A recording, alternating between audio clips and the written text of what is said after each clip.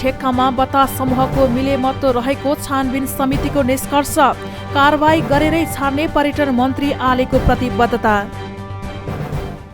नारायणहिटी दरबार संग्रहालयमा क्याफे सञ्चालन गर्नेबारे संस्कृति पर्यटन तथा नागरिक उड्डयन मन्त्रालयले गठन गरेको छानबिन समितिले मन्त्री प्रेम बहादुर आलेलाई सोमबार प्रतिवेदन बुझाएको छ। मन्त्रालयका सहसचिव होम प्रसाद लोइटेल संयोजक रहेको प्रतिवेदनले नारायणहिटी क्षेत्रको 14 रोपनी क्षेत्रमा अवैधानिक तरिकाले बनाइएको क्याफेको संरचना निर्माण तत्काल रोक्न सिफारिस गरेको छ। उक्त प्रतिवेदन समितिले कार्यान्वयनका लागि मन्त्री आलेलाई हस्तान्तरण गरेको हो। प्रतिवेदनमा उक्त क्याफे निर्माण गर्ने क्रममा एउटै परिवारभित्रका शेयर सदस्यहरू रहेको बतास समूहका 3 वटा संस्थाले प्रतिस्पर्धामा भाग लिएकाले ठेक्का सम्झौतामा मिलेमत्तो भएको उल्लेख छ। बतास समूहले अनुमति पाएको भन्दा बढी क्षेत्रफलको जग्गामा संरचना निर्माण गरेकाले तत्काल कारबाही गर्न समितिले सिफारिस गरेको छ। 14 रोपनी जग्गामा निर्माण गरेको पक्की स्ट्रक्चर निर्माण गरेको पाइयो। अहिले भर्खरै चाहिँ हाम्रो छानबिन समितिका संयोजक हाम्रो होम प्रसाद लुइटेलको समितिले प्रतिवेदन पनि यहाँ तपाईँहरूको माझमा बुझाइसकेको छ। यी सबै कुरा हेर्दाखेरि बिना कुनै इजाजत यसरी चाहिँ 14 रोपनीमा भौतिक संरचना निर्माण गरेर के गर्न खोज्नु भएको छ उहाँले। तर यसको सुरक्षा गर्ने नारायणहिटी राजदरबार अन्तर्गत विकास समितिका कार्यकारी निर्देशक भेष नारायण दाहालजी उहाँले पनि हेर्न पर्थ्यो। तर उहाँले त्यसमा निगरानी दिन सक्नु भएन, निगरानी राख्न सक्नु भएन। त्यसमा मलाई एकदमै दुःख लागेको छ।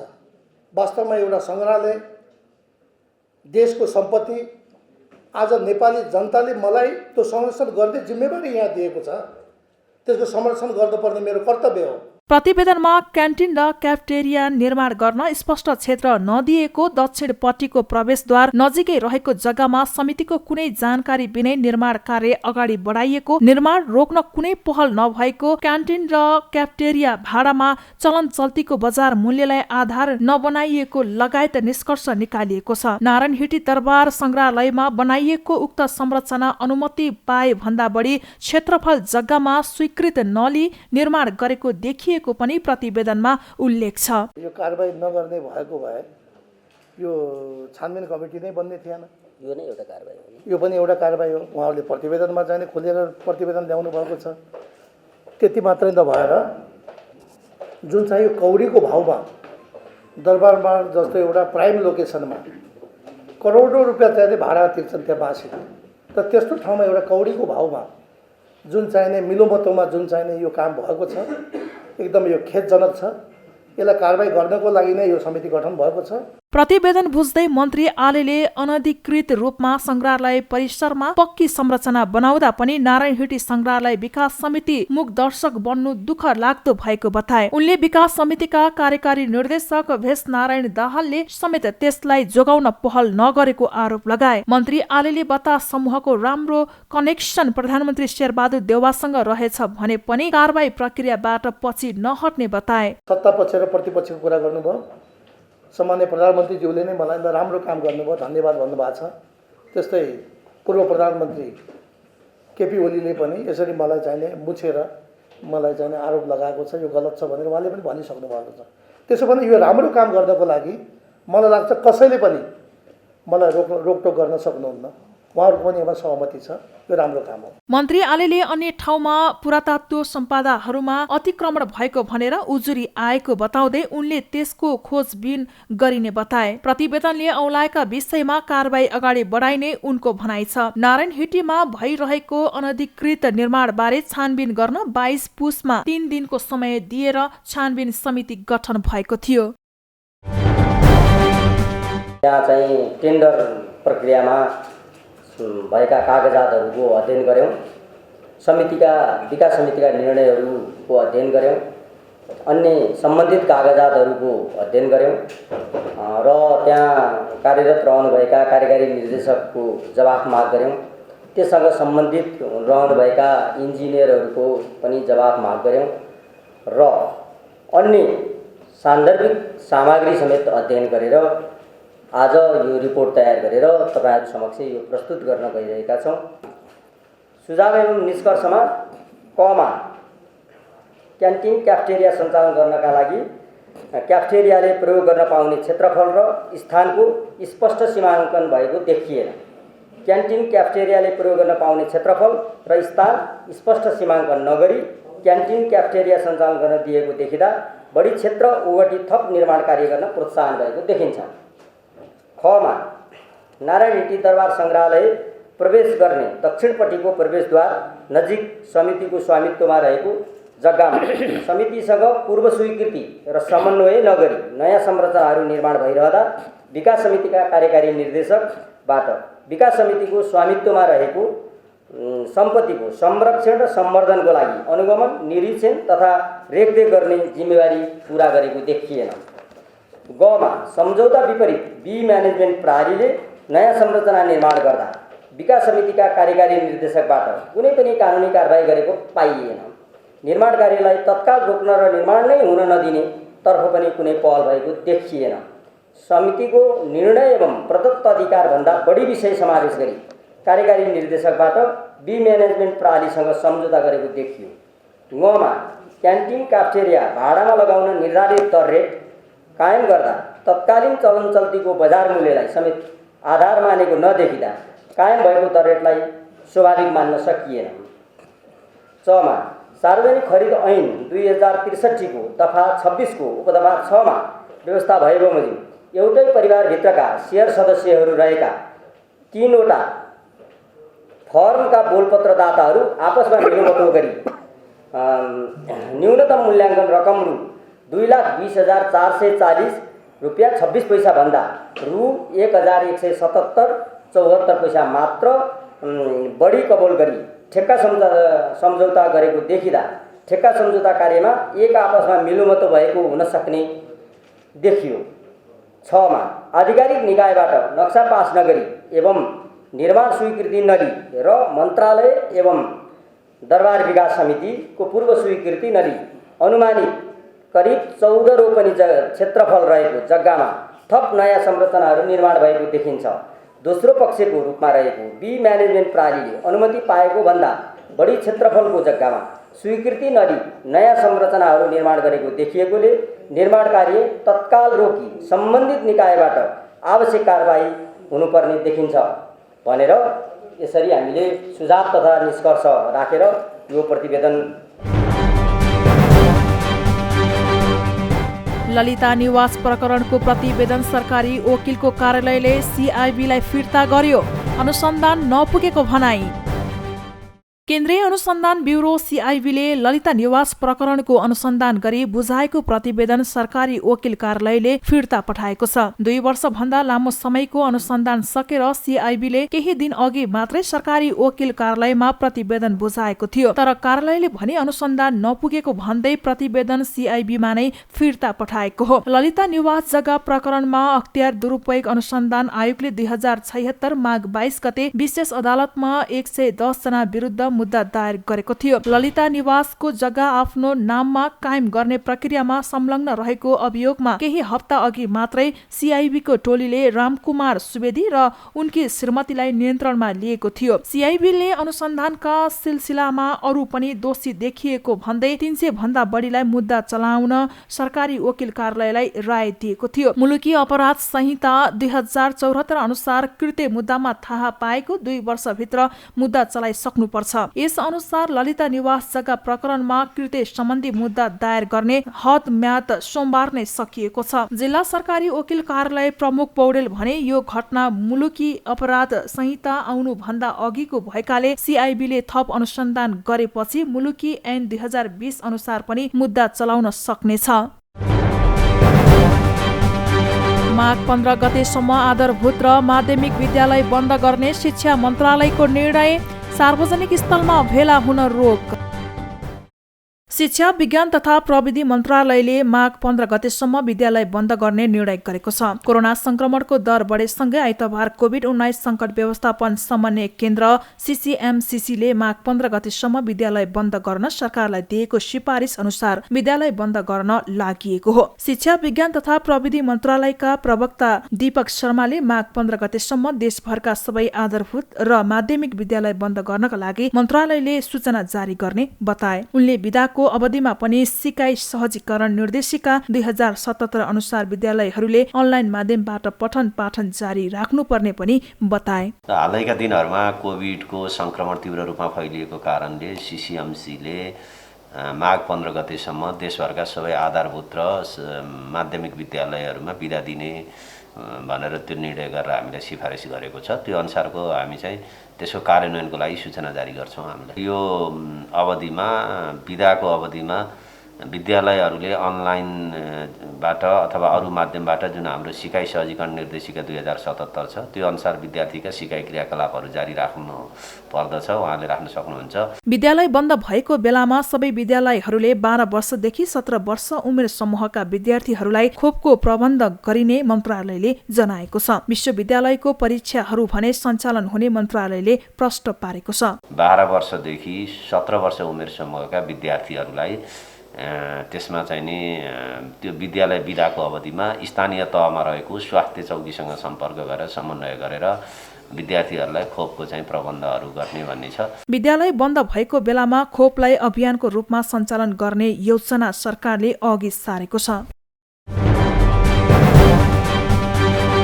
सोमबार देशभर झण्डै 1500 संक्रमित थपिए। काठमाडौँ उपत्यकामा 876 संक्रमण पुष्टि। खोप लगाउन सरकारको आग्रह।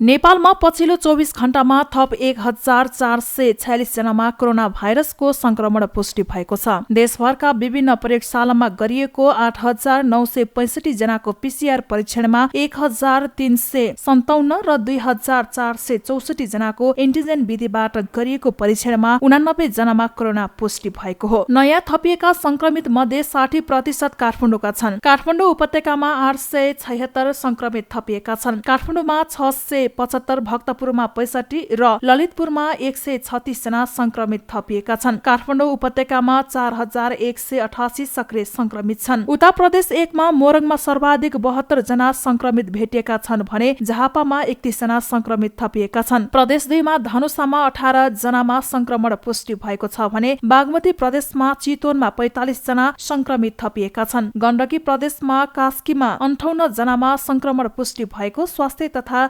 जनसंख्या मन्त्रालयले जनाएको छ भने लुम्बिनी प्रदेशको रूपन्देहीमा 43 जना संक्रमित थपिएका छन्। देशपरायाहरूको खेल मैदान बनिसकेको पूर्व राजा ज्ञानेन्द्र शाहको भनाई। गणतान्त्रिक व्यवस्थाप्रति असन्तोष प्रकट। पूर्व राजा ज्ञानेन्द्र शाहले देशपरायाहरूको खेल मैदान बनिसकेको खतराको अनुभूति हरेक नेपालीले गरिराखेको बताएका छन्। 300औं पृथ्वी जयन्तीका अवसरमा एक शुभकामना सन्देश दिँदै उनले यस्तो बताएका हुन्। शाहले पृथ्वी जयन्तीको पूर्व सन्ध्यामा एक सन्देश जारी गर्दै गणतान्त्रिक शासन व्यवस्थाप्रति घुमाउरो असन्तोष प्रकट गरेका हुन्। उनले गणतन्त्रप्रति घुमाउरो तरिकाले अब यसको विकल्प खोज्न ढिला गर्न नहुने संकेत गरेका छन्। उनले सबैभन्दा उन्नत दावी गरिएको तन्त्रमा जनताले शास्ति र राष्ट्रले अस्तित्व प्रति नै चिन्ता गर्नुपर्ने परिस्थिति बन्दछ भने त्यस्तो तन्त्रमा अभ्यासको व्यर्थ प्रयासमा समय बर्बाद गर्न नहुने निष्कर्षमा पुग्न विलम्ब गर्न नहुने बताएका छन्। उनले राष्ट्रियताका आधारहरूमाथि प्रहार भई देशको अस्तित्व समेत संकटमा पारेको यस स्थितिमा एकताको महत्व र बडा महाराज धेराजका योगदान एवं दिव्य उपदेशको सान्दर्भिकता थप बढेको महसुस भएको बताएका छन्। इच्छा र प्रगतिसँग सरकार नराख्ने तन्त्रको नाम जेसुकै राखे पनि त्यो निर्थक हुने उनको भनाइ छ। सन्देशमा पूर्व राजाले राष्ट्रको कृति र जनताको सुख बाहेक प्रजातन्त्रको कुनै लक्ष्य हुन नसक्ने बताएका छन्। सत्तारूढ गठबन्धनले स्थानीय निर्वाचन हुन नदिने षड्यन्त्र गरेको एमाले अध्यक्ष ओलीको आरोप। एकीकृत समाजवादीलाई नक्कली वामपन्थीको संज्ञा।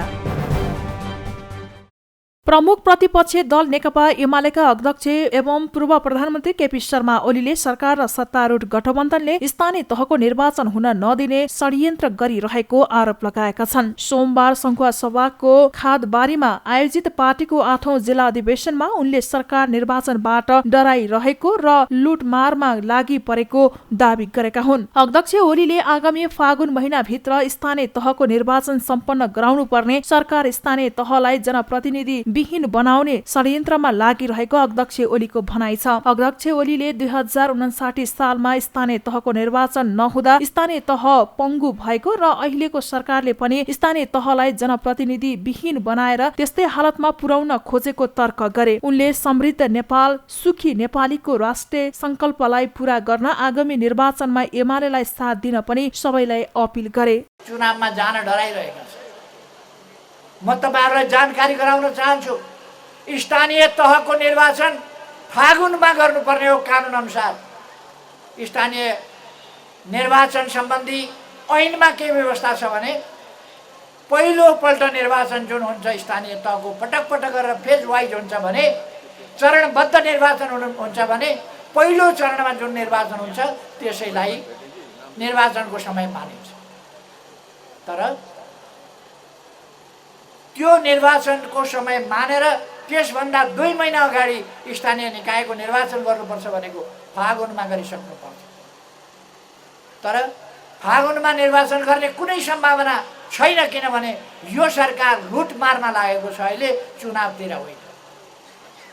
यस सरकारले स्थानीय तहहरूलाई जनप्रतिनिधि विहीन बनाउने, कर्मचारी मार्फत चलाउने त्यो षड्यन्त्र गर्दैछ, जुन 59 सालमा पनि गरेको थियो। अध्यक्ष ओलीले माधव नेपाल नेतृत्वको नेकपा एकीकृत समाजवादी पार्टीलाई नक्कली वामपन्थीको संज्ञा दिँदै त्यहाँ गएका पार्टीका नेता कार्यकर्ताहरूलाई एमालेमा फर्कन पनि आह्वान गरे। दक्षिणपन्थीहरूको सेवामा समर्पित सो पार्टीमा गएकाहरूलाई नअल्मलिकन एमालेमा आउनुपर्ने उनको भनाइ थियो। अध्यक्ष ओलीले एमाले मात्रै मुलुकको परिवर्तन चाहने वामपन्थी पार्टी भएको पनि दोहोराए। अझै पनि अल्मलिरहनु भएको छ ती साथीहरूलाई र खास गरेर वामपन्थी खोल ओढेर, कम्युनिस्टको खोल ओढेर प्रतिक्रियावादी काम गर्ने, दक्षिणपन्थीहरूको सेवामा समर्पित हुने, कम्युनिस्ट पार्टी फुटाउने, कम्युनिस्ट सरकार ढाल्ने र आफूलाई लगेर प्रतिक्रियावादी खेमामा, दक्षिणपन्थी खेमामा समाहित गर्ने नकली वामपन्थी, आडम्बरी वामपन्थी, वामपन्थीको खोल ओढेका त्यस्ता तत्त्वहरू र तिनका पार्टीहरूमा अब नअल्मलिनका लागि म दाजुभाइ दिदीबहिनीहरूलाई आग्रह गर्न चाहन्छु, साथीहरूलाई आग्रह गर्न चाहन्छु, वामपन्थी खोल ओढेका पार्टीमा साथीहरू नअल्मलिनुहोस्, नेकपा एमालेमा आउनुहोस्। नेकपा एमाले मात्रै वामपन्थी अर्थात् परिवर्तन चाहने, वामपन्थी अर्थात् देशमा उन्नति प्रगति चाहने, जनतालाई अधिकार सम्पन्न बनाउने, सामाजिक न्याय र समानता दिने यो पार्टी। अध्यक्ष ओलीले विकास र समृद्धिको अभियानलाई तीव्रता दिएपछि देशी विदेशी प्रतिक्रियावादीहरूले आफू नेतृत्वको सरकार हटाएको पनि बताए। कार्यक्रममा एमालेका उपाध्यक्ष एवं पूर्व उप प्रधानमन्त्री विष्णु पौडेलले मुलुकको विकास र समृद्धिको अभियानलाई तीव्रता दिन एमालेलाई आगामी निर्वाचनमा नेपाली जनताले एकल बहुमत दिने दावी गरे। अन्य दलहरूले गठबन्धन गरेर आए पनि आगामी निर्वाचनमा एमालेलाई हराउन नसक्ने उनको दावी थियो। नेकपा एमालेको नेतृत्वमा सरकार निर्माण गरेर देशलाई समृद्धितर्फ लिएर जाने, सामाजिक न्यायतर्फ लिएर जाने, सबै प्रकारका विभेदहरूलाई समाप्त गर्ने यो अभियानलाई अगाडि बढाउन यहाँहरू सबैको हार्दिक साथ समर्थनको निमित्त म हार्दिक रूपमा अपिल गर्न चाहन्छु, अनुरोध गर्न चाहन्छु। सामाजिक न्यायका सन्दर्भमा यहाँले भन्ने गर्नुभएको छ, अघि चर्चा भयो 51 सालमा 100 रुपियाँबाट नेकपा एमालेले सुरु गरेको सामाजिक सुरक्षा भत्ता 4,000 रुपियाँमा कमरेड केपी शर्मा ओली प्रधानमन्त्री भएको बेलामा म अर्थमन्त्रीको हैसियतले उहाँको निर्देशनमा 4,000 रुपियाँ बनाउने त्यस खालको अवसर प्राप्त भएको थियो।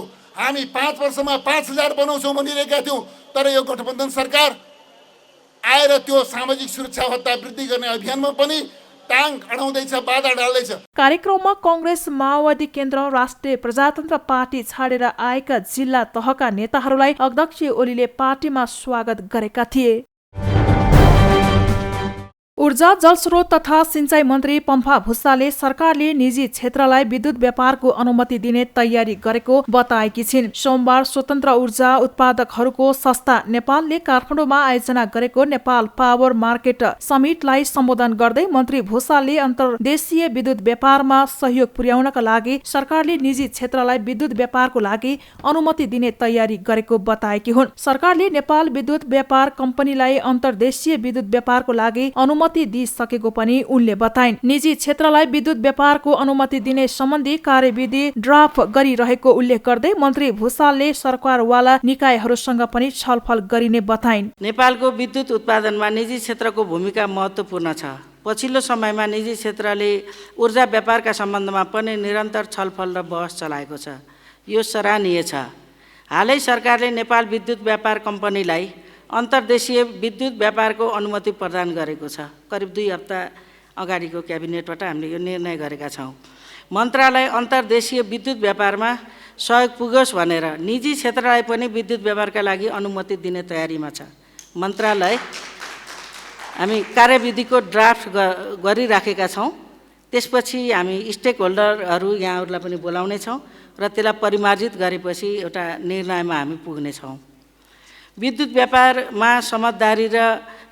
व्यापारमा सरकारी र निजी क्षेत्रको निरन्तर पहल कदमीबाट हामीले सफलता प्राप्त गर्नेछौँ भन्ने मैले विश्वास लिएको छु। मन्त्री भुसालले सरकारको पहिलो प्राथमिकता विद्युत खपतलाई वृद्धि गर्दै लैजानु भएको उल्लेख गरिन्। देशको समृद्धिका लागि विद्युतको उत्पादन र खपत वृद्धि गर्नुपर्नेमा उनको जोड छ। देशको प्रति व्यक्ति विद्युत खपत न्यून रहेकाले कम्तीमा प्रति व्यक्ति विद्युत खपत 700 युनिट पुर्याउनु पर्ने उनले बताइन्। हाम्रो संविधानले राखेको समाजवादको लक्ष्य प्राप्तिका लागि देश आर्थिक रूपमा समृद्ध हुनु अपरिहार्य छ।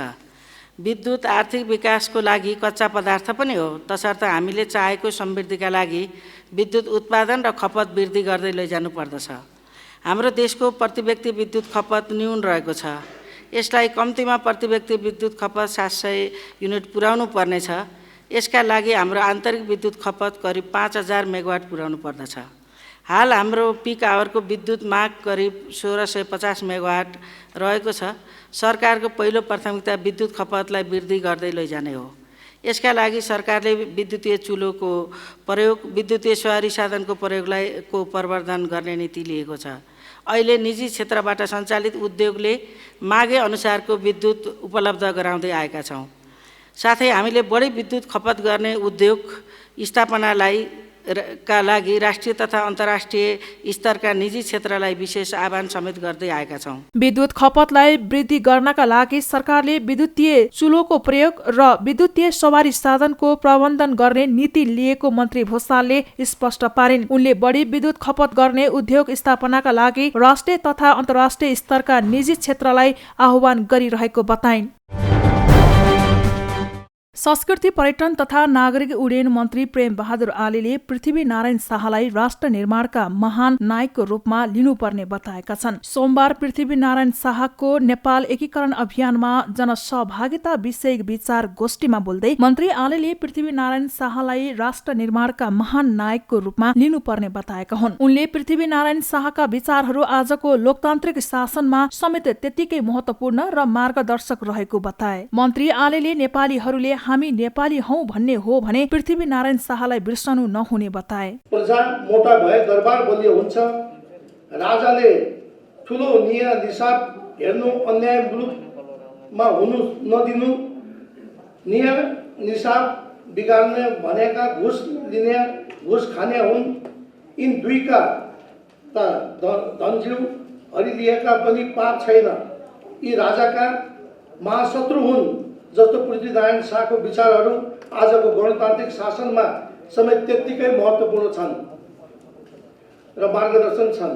पृथ्वीनारायण शाहलाई एकजना राजाका रूपमा मात्र हेर्नुभन्दा पनि उनलाई वर्तमान नेपाल राष्ट्रको निर्माणमा महान नायकका रूपमा लिनु पर्दछ भन्ने मलाई लाग्दछ। यदि हामीले आफूलाई नेपाली हौ भन्ने कुरामा गर्व गर्छौँ भने पृथ्वीनारायण शाहलाई हामीले कहिल्यै बिर्सन सक्दैनौँ र बिर्सनु पनि हुँदैन। पृथ्वीनारायण शाहले आफ्नो दिव्य उपदेशमा व्यक्त गरेका आत्मनिर्भर अर्थतन्त्र सम्बन्धी असंलग्न विदेश नीति सम्बन्धी, व्यापार सम्बन्धी, राज्य सञ्चालन सम्बन्धी जुन नीति र विचारहरू दिएका छन् ती दूरदृष्टियुक्त छन्। मन्त्री आलेले पृथ्वीनारायण शाहले द्वीपीय प्रदेशमा व्यक्त गरेका आत्मनिर्भर अर्थतन्त्र, असंलग्न विदेश नीति, व्यापार, राज्य सञ्चालनका नीति र विचारहरू दूरदृष्टियुक्त रहेको भन्दै त्यसको महत्त्व र उपयोगितालाई ग्रहण गर्न अप्ठ्यारो मान्नु नहुने बताए। सरकारसँग नागरिकता पाउनुपर्ने माग गर्दै काठमाडौँको माइतीघर मण्डलामा सोमबार पनि धरना दिइएको छ। नागरिक सङ्घर्ष समितिको अगुवाईमा संवैधानिक व्यवस्था अनुसार तत्काल नागरिकताको व्यवस्था गर्न सरकारसँग माग गर्दै धरना दिइएको हो। धरनामा बसेकाहरूले नागरिकताबाट आफूहरूलाई वञ्चित गरिएको विरोधमा धरनामा बस्नु परेको बताएका छन्। उनीहरूले सरकारले आफ्नै नागरिकलाई समेत अनागरिक बनाएको भन्दै आपत्ति जनाए। राष्ट्रको पहिचानको रूपमा रहेको नागरिकता समेत नदिएर सरकारले नागरिकमाथि अमानवीय व्यवहार देखाएको उनीहरूको गम्भीर आरोप छ। हामीले नागरिकता नपाएको भएर हामीलाई नागरिकताबाट वञ्चित गरिएको भएर हामीले चाहिँ यो आज हाम्रो आन्दोलनको दोस्रो दिन हो। हिजोदेखि सुरु गरेको होइन। यहाँ जो सबै देख्नुभएको छ नि, सबै चाहिँ हाम्रो नेपालको नागरिकताबाट वञ्चित छन्। हामी त्यसैले यो हामीले नागरिकता पाउनुपर्छ भनेर हामी यो आन्दोलन बसेको। किताबमा लेखेको बमोजिम अहिलेका आएका यो सङ्घीय सरकार, नयाँ सरकारले देश बनाउँछु, जनताहरूलाई, युवाहरूलाई रोजगारी दिन्छु, अब म यस्तो बनाउँछु, उस्तो बनाउँछु, यस्तो गर्छु भनेर भाषण गरिराख्नु भएको छ। तर यति गर्नुहुन्छ भने तपाईँहरूले यति देश बनाएकै हो भने, स्थानीय सरकारले राम्रो गरेकै हो भने यस्तो अहिलेका युवाहरूको भविष्य बर्बाद गरेर यस्तो नागरिकताविहीन बनाएर यसरी नराखिदिनु होला। नागरिकता नदिएर यस्ता लाखौँ उदाहरणहरू छन् र त्यसै गरी नेपालमा नेपाली महिलाको अधिकारको कुरा गरिन्छ। नेपाली एउटा सन्तान जन्माउनु र हुर्काउनुमा बुबाको भन्दा आमाको धेरै योगदान हुने गर्छ। हेर्नुहोस्, धरनामा सहभागी भएकाहरूले हामी नेपाली बाबुआमाका सन्तान, कहिलेसम्म अनागरिक बन्नुपर्ने सरकार, संविधान अनुसार नागरिकको व्यवस्था गर भन्ने जस्ता प्लेकार्ड प्रदर्शन गरेका थिए। नेपालमा नेपाली नागरिकका छोराछोरीले समेत नागरिकता पाउन नसकेको, कतिपय अवस्थामा गैर नागरिकहरूले समेत नागरिकता पाएको तथ्य बाहिर आउने गरेको, तर त्यसको सुनवाई सरकारले नगरेको धरनामा बसेकाहरूको गुनासो छ। र प्रधानमन्त्री कप क्रिकेट अन्तर्गत समूह ए मा आर्मी र पुलिसको विजय सुरुवात। समूह बी मा बागमती र एपीएफले जित निकाले। प्रधानमन्त्री कप टी20 क्रिकेट प्रतियोगिता अन्तर्गत त्रिभुवन आर्मी क्लबले विजय सुरुवात गरेको छ। टियु क्रिकेट मैदानमा कर्णाली प्रदेशलाई 63 रनले पराजित गर्दै समूह ए अन्तर्गत विजय सुरुवात गरेको हो। 117 रनको लक्ष्य पछ्याएको कर्णाली 14.4 ओभरमा अल आउट हुँदै मात्र 53 रन जोड्न सक्यो। कर्णालीका लागि अर्जुन घरतीले सर्वाधिक 16 तथा कप्तान रविन्द्र शाहीले 15 रन जोडे। आर्मीका लागि जितेन्द्र मुखियाले सर्वाधिक 4 विकेट हात पारे। सुशान भारी र साहब आलमले 2-2 विकेट लिए। सोमपाल कामी र विक्रम सोपले 1-1 विकेट हात पारे। यसअघि टियु क्रिकेट मैदानमा टस हारेर पहिले ब्याटिङ गरेको आर्मीले 19 ओभर 1 बलमा अल आउट हुँदै 116 रन जोड्यो। आर्मीका लागि कप्तान विनोद भण्डारीले 29 रनको योगदान गरे। कर्णालीका प्रकाश जैसीले 3 विकेट लिए। अर्जुन चुनाराले 2 तथा दिनेश अधिकारी, रविन्द्र शाही र राज शाहले 1-1 विकेट लिए। अनुज चुनाराले 2 तथा दिनेश अधिकारी, रविन्द्र शाही र राज शाहले 1-1 विकेट लिए। प्रतियोगितामा सहभागी 10 टिमलाई 2 समूहमा विभाजन गरिएको छ। दुवै समूहका विजेता र उपविजेता टोली सेमी फाइनलमा प्रवेश गर्नेछन्। प्रतियोगिताको फाइनल खेल माघ 5 गते हुनेछ। यसैगरी मूलपानी क्रिकेट मैदानमा भएको खेलमा नेपाल पुलिस क्लबले सुदूरपश्चिम प्रदेशलाई 2 रनले हराएको छ। मूलपानी क्रिकेट मैदानमा पुलिसले दिएको 94 रनको लक्ष्य पछ्याएको सुदूरपश्चिमले 20 ओभरमा 9 विकेट गुमाएर 91 रन मात्र बनाउन सक्यो। जितसँगै समूह ए को पुलिसले पहिलो खेलमै महत्त्वपूर्ण 2 अङ्क जोडेको छ। पुलिस समूहको दोस्रो स्थानमा रहेको छ। सुदूरपश्चिमले हारबाट प्रतियोगिताको सुरुवात गरेको छ।